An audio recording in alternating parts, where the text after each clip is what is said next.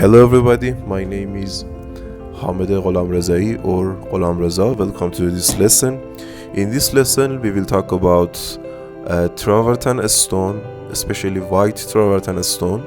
We can use travertine stone on the exterior of the building. Stone material is very widely used material in the construction industry, and in the most of the renderings we see this material is not properly worked, especially the white travertine stone.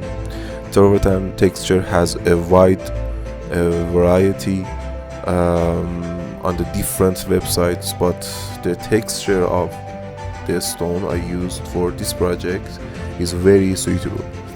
It doesn't matter in which software you use it. The important thing is the type of texture that makes it unique. Visit the website to have this texture, uri3d.ir, and you can find it in the student tool section and material download, www.ghorri.ir.